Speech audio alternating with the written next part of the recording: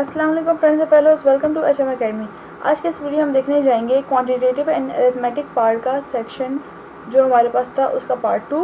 और इसके अंदर हम क्वेश्चन सॉल्व करेंगे क्वेश्चन नंबर 35 से ऑनवर्ड 40 तक, जिसमें ये हमारे पास सारे क्वेश्चन हैं। उसके ऑनवर्ड जितने भी क्वेश्चन हैं उनको हम सॉल्व करेंगे नेक्स्ट वीडियो में। तो सबसे पहले आते हैं अपने क्वेश्चन नंबर 35 से ऑनवर्ड। 35 चूँकि हमने सॉल्व कर लिया था पिछली वीडियो में, आप जाके देख सकते हैं। अब हम सॉल्व करेंगे question number 36। If total surface area of a cube is 24, what is the volume of the cube. अच्छा, ये बहुत इंटरेस्टिंग है। इसमें आपको टोटल सरफेस एरिया की ही बात की गई है। आपने यहाँ गौर करना है, यहाँ टोटल सरफेस एरिया की बात की गई है। टोटल सरफेस एरिया का मतलब ये है कि क्यूब की सारी साइड का सरफेस एरिया, यानी कि जो नीचे वाली, हम अगर स्क्वायर की बात करते हैं तो अगर हम उसकी एक साइड का सरफेस एरिया मालूम करते हैं तो हम क्या करते हैं, लेंथ इंटू विड्थ। अगर हम दूसरी साइड का मालूम करते हैं तो उसमें हम क्या करते हैं, लेंथ इंटू विड्थ। अगर हम एक और साइड का मालूम करते हैं उसमें भी कहते हैं लेंथ इंटू विड्थ। तो इन्होंने बोला total surface area of a cube. Cube में आपको पता है कितनी साइड्स होती हैं, 1 2 3 4 5 6, मतलब फॉरवर्ड और बैकवर्ड में टोटल कितने फेसेस होते हैं, 6। जब 6 फेसेस होते हैं तो फिर टोटल जो हमारे पास सरफेस एरिया होगा हर किसी का, वो 24 को, क्योंकि क्यूब का वो पता है कि जो लेंथ और विड्थ होती है सबकी बराबर होती है। क्यूब चूँकि स्क्वायर है, क्यूब हमेशा स्क्वायर का होता है, तो इसलिए हम क्या कहते हैं कि इसकी सारी साइड्स और लेंथ जो है सारी की सारी बराबर हैं। तो हम इसको कहेंगे कि 24 को क्या कर दो, डिवाइडेड बाय 6 कर दो। यानी कि इसका भी 4 होगा, इसका भी 4 होगा, इसका भी 4 होगा, इसका भी 4, इसको 4, सारी साइड्स का क्या होगा, 4 सरफेस एरिया होगा। जब 4 सरफेस एरिया आ गया तो बताओ लेंथ और विड्थ क्या होगी। लेंथ और विड्थ बतानी है तो लेंथ और विड्थ होगी 2 × 2, क्योंकि हमें पता है कि 4 हमारे पास सरफेस एरिया आ गया। सरफेस एरिया कहते हैं एरिया को, एरिया को क्या कहते हैं, मतलब सरफेस एरिया को ही कहते हैं, जो कि हम कैसे फाइंड करते थे, लेंथ इंटू ब्रेथ। तो हमारे पास एरिया अगर 4 लिखा हुआ है और हमें ये बोल दे कोई कि ये जो एरिया है ये स्क्वायर का है, तो क्या हम आसानी से बता सकते हैं कि ये कितना होगा उसका लेंथ और विड्थ। बिल्कुल, क्यों, क्योंकि हमें पता है कि जो स्क्वायर होता है वो हमेशा किसी भी नंबर का स्क्वायर आता है। जैसे कि 2 का स्क्वायर हो गया, या 3 का स्क्वायर हो गया, 4 का स्क्वायर हो गया, क्योंकि वो आपस में ही मल्टीप्लाई होते हैं। जो चीज़ें आपस में मल्टीप्लाई होती हैं तो उनका हमेशा स्क्वायर आता है। लेकिन अगर मुझे कोई बोलता है कि ये एरिया ऑफ रेक्टेंगल है, क्या आप मुझे बता सकते हैं कि ये इसका लेंथ कितनी है और विड्थ कितनी है। नहीं, मैं बोलती क्यों मैं नहीं बता सकती, क्योंकि क्या पता है कि 4 मल्टीप्लाई बाय 1 हो या 1 मल्टीप्लाई बाय 4 हो, या फिर कोई और कंडीशन हो तो 2 मल्टीप्लाई बाय 2 स्क्वायर भी बन सकता है। तो कंडीशन ज़्यादा हो जाती हैं, तो मैं रेक्टेंगल में नहीं बता सकती, स्क्वायर में ज़रूर बता सकती हूँ, क्योंकि स्क्वायर में सारी साइड्स बराबर होती हैं।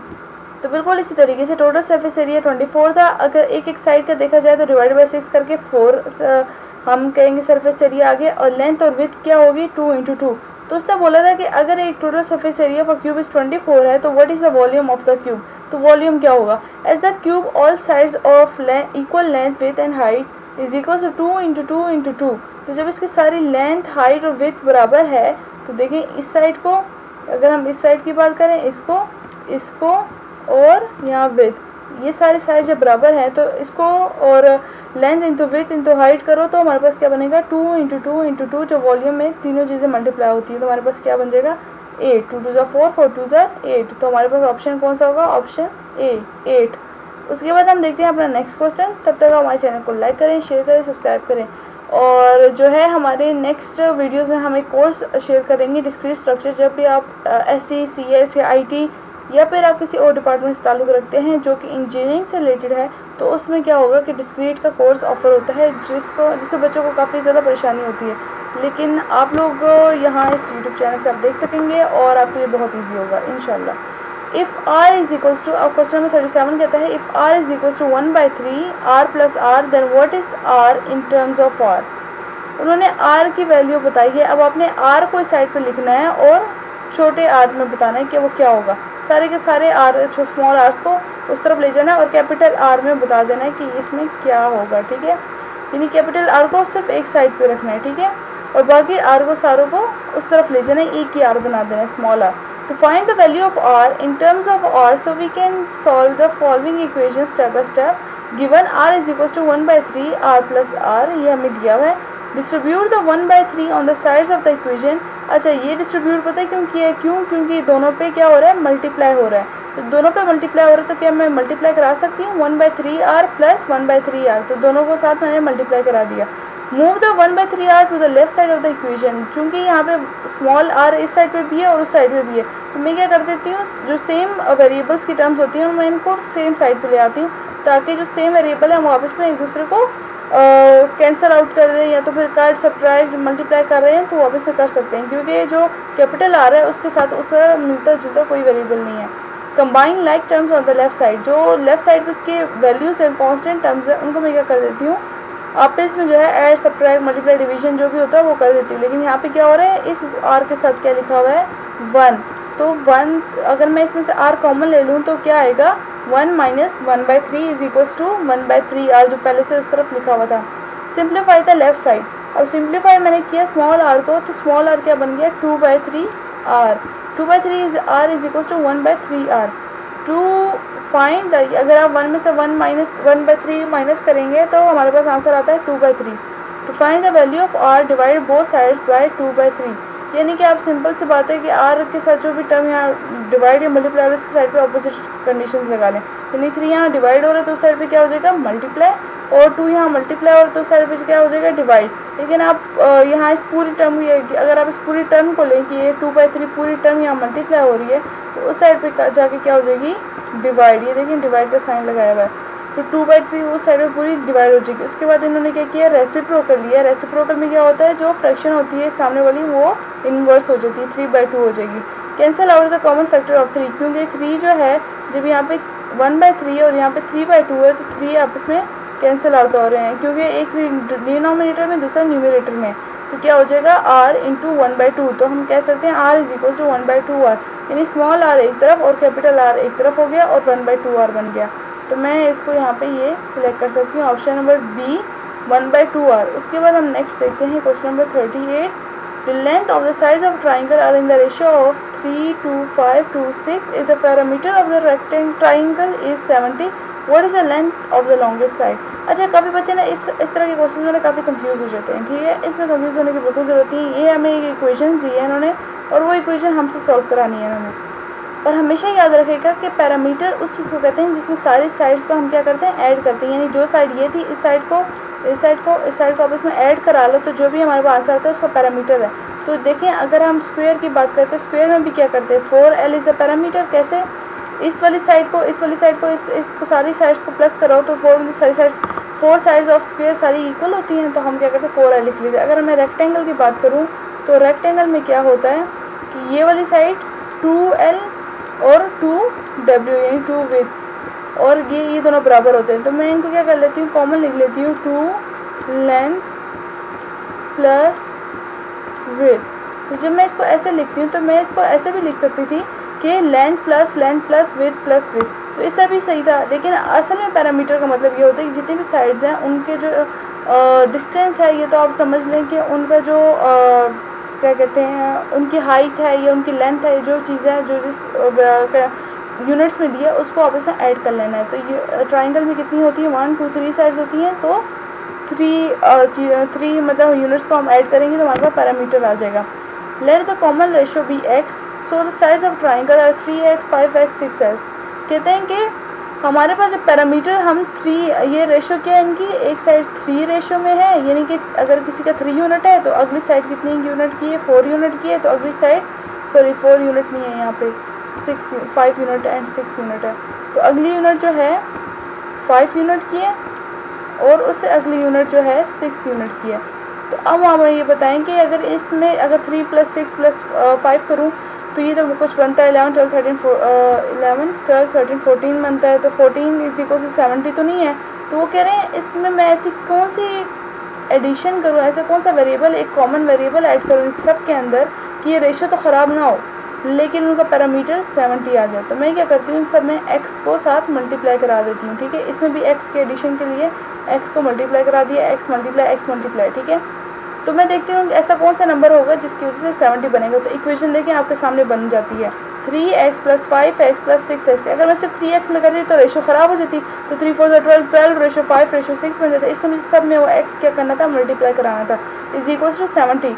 कंबाइन लाइक टर्म्स, अभी सारे x की वैल्यूज़ हैं, क्या मैं इनको ऐड कर सकती हूँ, बिल्कुल कर सकती हूँ। अभी क्या बन गया 14x 14x is equal to 70। अब मुझे चूँकि x की वैल्यू चाहिए तो मैं x अपनी जगह रखूँगी और 70 डिवाइडेड बाई 14 कर दूँगी। जब मैंने 70 को डिवाइडेड बाई 14 किया तो मेरे पास x की वैल्यू क्या आई, x इज इक्वल टू 5। तो इन्होंने हमसे क्या पूछा था कि what is the longest side. तो x की वैल्यू जब मेरे पास 5 आ गई तो अब मैं सबके साथ 5 को मल्टीप्लाई कराऊंगी।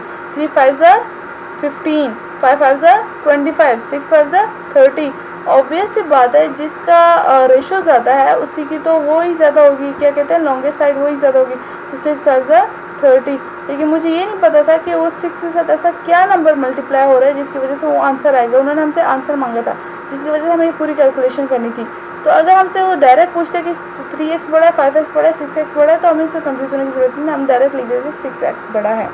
चलते हैं अपने नेक्स्ट क्वेश्चन की तरफ।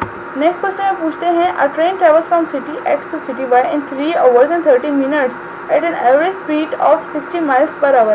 If the train returns at an average speed of 50 miles per hour, how long does the return trip take? अच्छा, ये बहुत इंटरेस्टिंग क्वेश्चन है। इस तरह के क्वेश्चन आते हैं, कुछ थोड़े बहुत ज़्यादा हैं, लेकिन मतलब काफ़ी जो इंटरेस्ट होते हैं उनमें ये वाला क्वेश्चन बहुत लाजमी ऐड हुआ होता है। ये जो डिस्टेंस वाला होता है, ये माइल्स वाला होता है। इस तरह के 3-4 क्वेश्चन ज़रूर लाजमी ऐड हुए होते हैं। इनको आप एक दफ़ा गौर करके देख लें कि इसके अंदर एक्चुअली है क्या।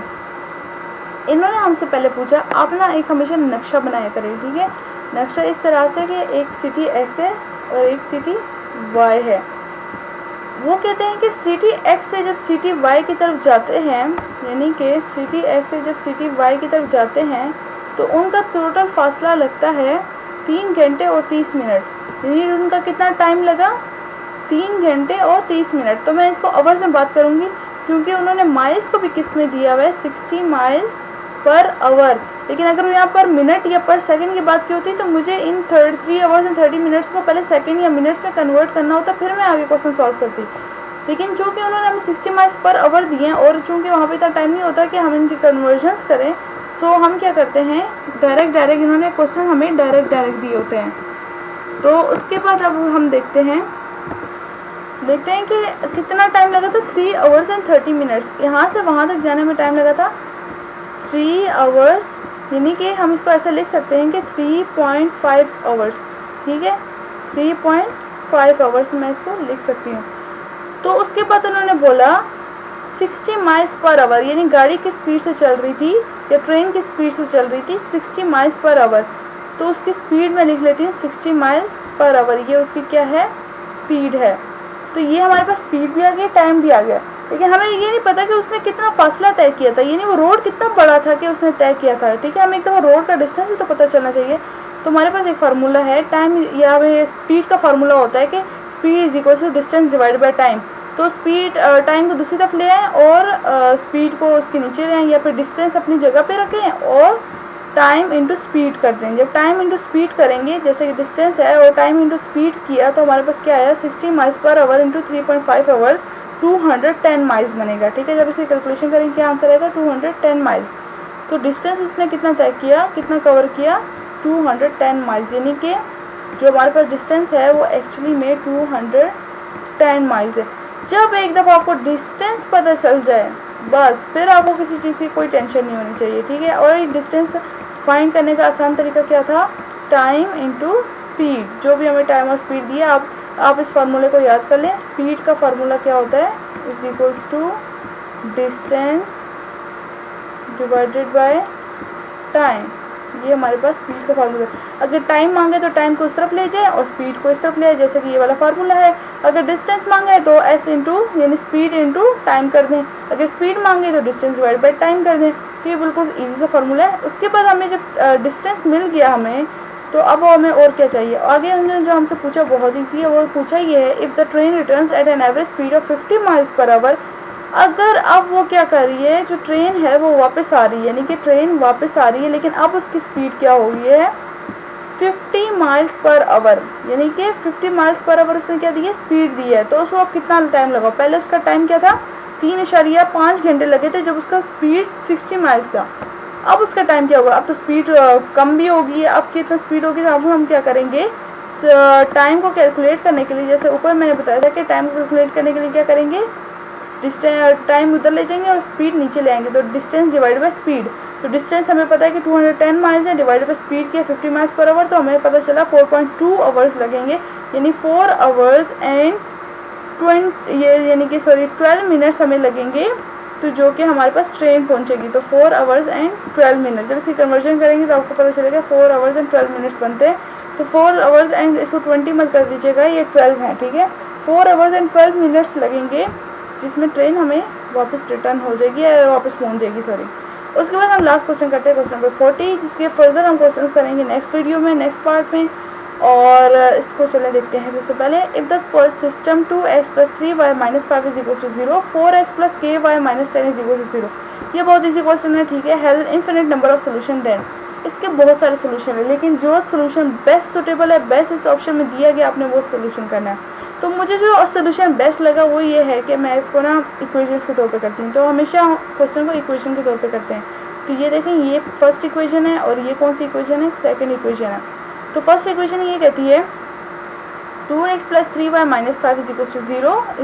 इस इक्वेशन को मैंने 1 बोला, इस वाली इक्वेशन को मैंने 2 बोला। देखिए बिल्कुल ऐसे मैंने उतारा है, लेकिन मुझे सिर्फ y की टर्म चाहिए, मुझे सिर्फ इस k की टर्म को फाइंड करना है कि k की वैल्यू क्या है। तो मैं क्या करूँगी कि x वाली टर्म को मैं चाहती हूँ कट हो जाए किसी तरीके से, ठीक है। x वेरिएबल ख़त्म हो जाए, सिर्फ y वेरिएबल रह जाए। तो x वेरिएबल को ख़त्म करने के लिए मैं क्या करती हूँ कि एक तो 4 है, 4 तो है, लेकिन मैं ऊपर क्या कर दूँगी, मैं इसको 2 को 2 से मल्टीप्लाई करा दूँगी। तो मेरे पास क्या आ जाएगा, 2 × 2 = 4 हो जाएगा, ठीक है। इस वाली फर्स्ट इक्वेशन को मैं 2 से मल्टीप्लाई करा देती हूँ। जब मैं फर्स्ट इक्वेशन को 2 से मल्टीप्लाई कराऊंगी तो क्या बनेगा, 2 × 2 = 4x, 2 × 3 = 6y - 10 = 0। जब 0 हो गया, अब देखिए यहाँ पे 4x है, यहाँ पे 4x है, क्या मैं इसको डिवाइड कर सकती हूँ? लेकिन मुझे k की टर्म को ना मुझे पॉजिटिव रखना है, तो मैं k की टर्म को सब्ट्रैक्ट इक्वेशन 3, इस इक्वेशन को मैं क्या करूँगी, इक्वेशन 2 से डिवाइड कर दूँगी, इक्वेशन 2 ऊपर रखूँगी और इक्वेशन 3 नीचे। जब भी सब्ट्रैक्ट करते हैं साइन क्या हो जाते हैं, चेंज। जब साइन चेंज हो गए हैं तो देखा तो 4x को 4x पहले प्लस था फिर माइनस हो गया, तो प्लस माइनस कैंसिल। अब ky - 6y, यानी पहले प्लस था, अब क्या हो गया माइनस, और -10 था तो क्या हो गया +10, तो प्लस माइनस माइनस हो गया, यानी कि कैंसिल हो गया। तो नीचे 0 बच गया, इधर भी नीचे 0 बच गया, लेकिन मैंने लिखा नहीं है, जो टर्म्स बचे थे मैंने उन्हीं को लिखा। तो वो क्या थे, ky - 6y, ky - 6y बचे। अब यहाँ आते हैं नेक्स्ट, उसके अंदर ky - 6y को कैसे करना है, ky - 6y = 0, y से कैंसिल हो गया और k = 6। y से कैसे कैंसिल हो गया, ky था फिर 6y यहाँ माइनस हो रहा है, उस साइड पे क्या हो जाएगा, प्लस हो जाएगा। जब प्लस हो गया, ky जो है k के साथ मल्टीप्लाई हो रहा है, तो उस साइड पे क्या हो जाएगा, डिवाइड। जब ऊपर और नीचे y थे तो ख़त्म हो जाएंगे, जैसे कि k अपनी जगह रहेगा = 6y और नीचे क्या आ जाएगा, डिवाइडेड बाय y। यहाँ पे k मल्टीप्लाई हो, तो यहाँ क्या हो जाएगा, डिवाइड। यहाँ पे भी y क्या हो रहा है, मल्टीप्लाई, तो ये y और ये y कैंसिल, तो k = क्या बचेगा, 6। तो ये हमारे पास आंसर था, तो हम कहेंगे ऑप्शन नंबर डी। तो बिल्कुल इसी तरीके से हमारे पास फर्दर जो वीडियोस हैं उसके अंदर इसी तरीके से सॉल्यूशंस गिवन है, जिसको थोड़ा सा एक पॉइंट होता है, इसको समझना होता है, उसके बाद पूरा क्वेश्चन सॉल्व हो जाते हैं। तो उनको देखने के लिए हमारे चैनल को लाइक करें, शेयर करें, सब्सक्राइब करें, और ख़ास तौर पे अपने दोस्तों के साथ ज़रूर शेयर करें, ताकि वो भी इंटर टेस्ट की तैयारी आराम से कर सके। और ये इंटर टेस्ट की तैयारी कोई ऐसी तैयारी नहीं है कि किसी खास यूनिवर्सिटी की तैयारी है, ये जनरल क्वेश्चन होते हैं जो कि हर एक इंटर टेस्ट में आते हैं। तो आपके लिए मस्ट है कि आप इनकी तैयारी करें। ये क्वान्टिटेटिव क्वेश्चन है, अगर आप किसी बड़े इदारे में भी जाते हैं तो इस तरह के कॉमन क्वेश्चन आपसे पूछे जाते हैं, ठीक है। ये बिल्कुल कॉमन इक्वेशन वाले क्वेश्चन है, जिसको 9-10 मैट्रिक वाले बच्चों से पूछे जाते हैं, लेकिन चूँकि बड़ा जल्दी कंफ्यूज हो जाते, समझते हैं बहुत डिफिकल्ट चीज़ आएगी वगैरह, तो इसलिए बहुत ज़्यादा अपने आप को करते हैं कि हम तो डिफ़िकल्ट चीज़ करेंगे, लेकिन वो आपको इजी दे के आपको फंसा सकते हैं। आप समझ सकते हैं कि आपको छोटी इजी चीज़ें दी होती हैं, लेकिन आप उसमें कंफ्यूज हो जाते हैं कि नहीं ये ऐसा नहीं होगा, ऐसा होगा, इनफाइनाइट सोल्यूशन का क्या मतलब है। तो इस तरह के क्वेश्चन देके आपको, या इस तरह के वर्ड्स देके आपको कंफ्यूज कर सकते हैं। तो आज के लिए इतना ही। Thank you so much. अल्लाह हाफिज़।